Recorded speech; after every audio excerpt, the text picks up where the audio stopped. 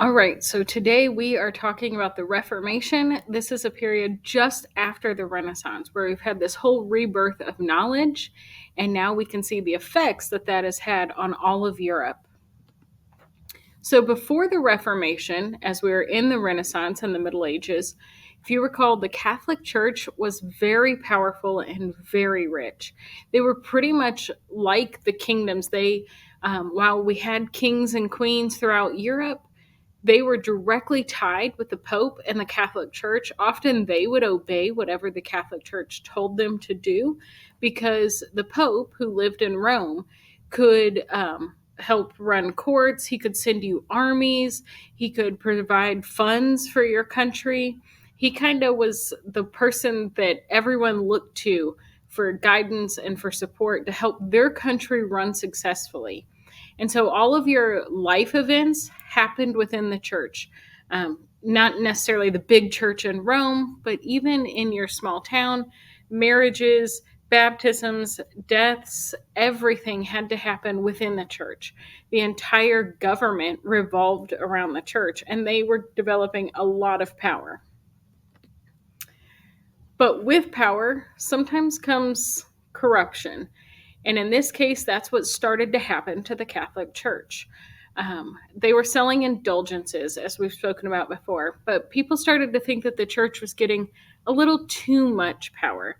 They believed that the church could grant you forgiveness. They did not believe that you could ask for forgiveness from God yourself. You had to go to the church, and the church would tell you how to earn that forgiveness.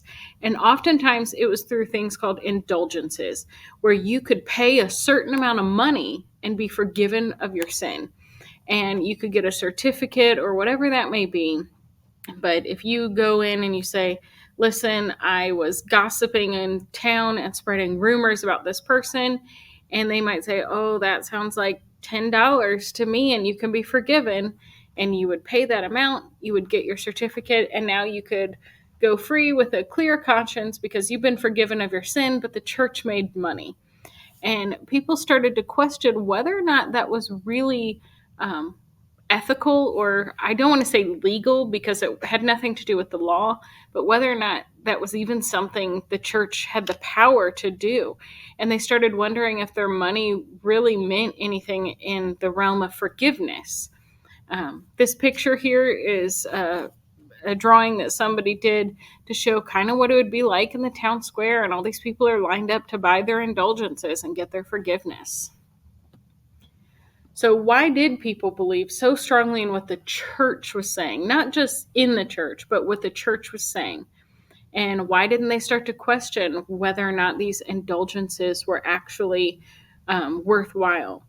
Well, really, the biggest reason was not everyone knew what the Bible said. There were a few problems with the Bible at this time. The first was they were very expensive because in order to make a Bible, somebody had to basically handwrite out every single word. And that takes a lot of time, a lot of resources. And so they would be very expensive, and only the wealthiest people could buy them, typically kings and nobles. So the average person did not have access to a Bible. They didn't know what it said, and they couldn't tell you anything about it. But even if they did have a Bible by chance, the odds that they could read it were pretty slim.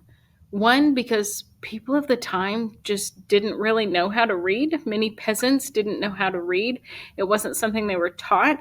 They didn't necessarily go to school because there was such a strong need for labor and out in the workforce to provide for your family. But also, the Bible was often written in Latin, which was the language of the church. It's what the Pope and the priest could read, but the average person could not read Latin. One of the ways that they kind of got around this, I love this picture. I actually got to go to this church when I was in high school, but it's a very famous Catholic church in France, and It has 66 panes throughout the whole building. You can kind of see those, each long section as a pane. That is because there are 66 books of the Bible, and each one is a different book of the Bible. So you'd go to the Genesis pane, and it was almost like a comic book without words. You could look at the pictures, see the stories that were there, and kind of get a basic understanding of what happened in that book of the Bible. And you could study the pictures to help you learn. But again, they didn't have access to the words to know if what the church was telling them was true or not. So along comes the printing press. Again, before the printing press, books had to be copied by hand, word for word. The longer the book, the more time it took. But also the problem with that is that you have people that make mistakes. Even when we copy down stuff for notes or copy down things in a worksheet or an essay, we make mistakes. And so if one person makes a mistake and it goes on to the next person, they might make a mistake when copying it. And it becomes kind of like that telephone game that you probably played as a young kid, where somebody whispers something and that person has to whisper to the next. Eventually things get kind of skewed and messed up, and it's not true to the original word. So Johann Gutenberg decides he's going to invent the printing press.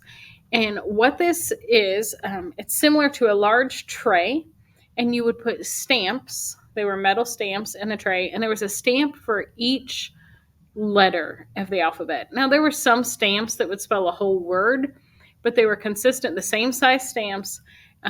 You would spell out, you would place each stamp down in the tray to write out the whole page. And then you'd put ink on that and just quickly stamp each of those pages. So it took time to place the stamps on the page, maybe a little bit longer than writing one page, but something similar. You'd get really good at it.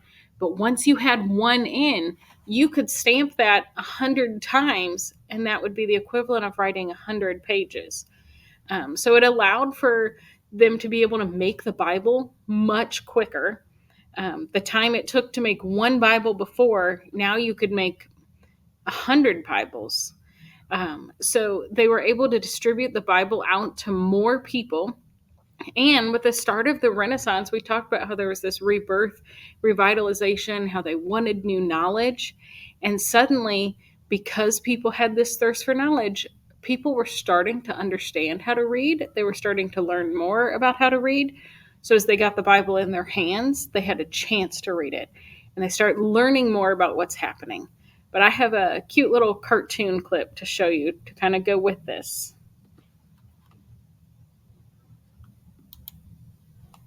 Storybots.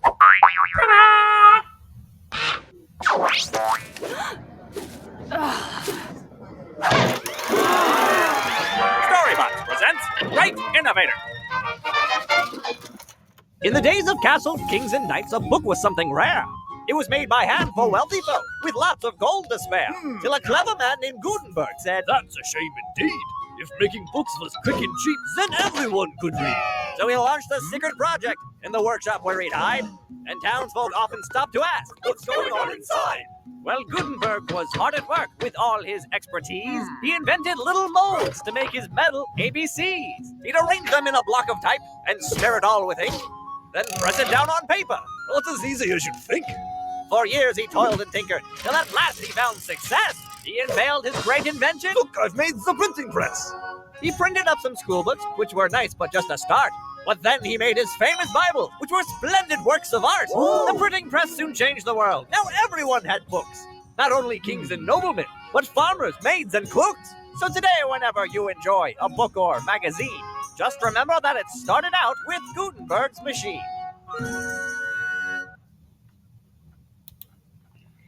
All right, so then that brings us to Martin Luther. No, not Martin Luther King Jr., but a man named Martin Luther who was a monk, and he was studying the Bible. And he had done it for years because, again, it was the monk's job to copy the Bible word for word. So he had done this over multiple times, and he had read through the Bible multiple times to be able to write it. And as he's doing this one day, he starts realizing there's a lot of things in this text, in the words, that don't match up with what the priests are saying, that don't match up with what the church is teaching. And he realizes that he might be one of the few people that can make that connection, that he's hearing the discrepancies, he's hearing the mistakes, and the things that the church is lying about to the people. And it actually angers him. He has this sense of justice that he wants to do right by the people. So on October 31st, 1517, he has, over probably the week or two before, he's been sitting down writing out this list of things, everything he finds wrong with the church, everything that the church has lied about, everything that the Bible says versus what the church says. And it's basically this huge document, this huge piece of paper that says the church is lying to you. Here's what they lied about. Make them be accountable for it. And on October 31st, 1517, he takes all 95 of those things he found and he staples it or nails it right on the church door. Like, he doesn't just distribute it out quietly to people. He wants this made known. He puts it right on the church door and is like, look, they're lying to you, and I'm going to make sure all of you know about it. So obviously, this angers the church. Nobody wants to be called a liar, but they especially don't want to be called liars because they're making money off of their lies. And this is the way they're getting super wealthy. They have all this power, and suddenly this person goes, oh, they're lying to you. They're stealing your money. Give it back. And they're angry. So the biggest thing he does in that is he claims that indulgences are wrong, that you don't need to pay for forgiveness, that that's not what the text says, and the church is using that as an excuse to steal your money. And as people learn that, more people quit buying indulgences. They realize that, hey, this might be a scheme, this might be a little shady, and suddenly the church starts losing money, and losing money pretty quickly. And what angers people? Losing money fast. So they label him as a heretic, which a heretic is someone who's going against what society claims and going against, in particular at this time, the church, because the church was in charge of everything. And being labeled a heretic was a crime punishable by death. I don't know if you recall, but back when we read about Joan of Arc, that was what they tried to try her as well. Now, they weren't able to get her on anything, but again, it's a crime punishable by death. So the church basically puts him on trial and says that he's hurting the church, he's going against us, he's going against the Bible, and he should be put to death.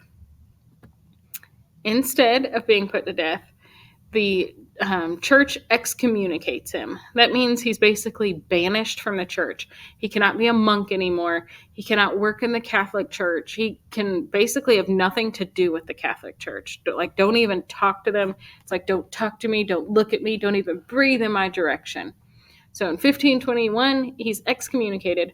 The Holy Roman Emperor, the guy kind of in charge, says he's an outlaw. He's a criminal. No one is to speak to him. So he spends quite a bit of the rest of his life, not all of it, hiding out at Wartburg Castle, which is what's in this picture right here. Not a horrible place to camp out for quite a while. I feel like he had plenty of space. But he hangs out there, and in this time, he decides he's going to make more copies of the Bible, but he's going to quit printing them in Latin because that's not doing the people any service. They can't understand what it says, so he starts translating the New Testament into German, the language of the people, because he was German. So he wants to make sure he puts it in a language that they all know. They're already trying to learn how to read. He doesn't want them to try and learn how to read Latin as well. And then after a while, he quits hiding out and he kind of comes back into the public arena a little bit. And you would think maybe he'd lie low, but that's not true. He continues to write, he continues to translate the Bible, and he leads the Protestant Reformation pretty much until the day he died in 1546. He basically goes against the church for the rest of his life, saying, these people are lying to you. It is important to note he's not going against his faith. He's not going against God or anything like that. He's going against what the church was telling the people and trying to tell them what the Bible says instead, or how he interprets it, how he reads it, versus how the church read it. So as more people hear about Martin Luther's 95 Theses and they start reading the Bible themselves, they start separating from the church.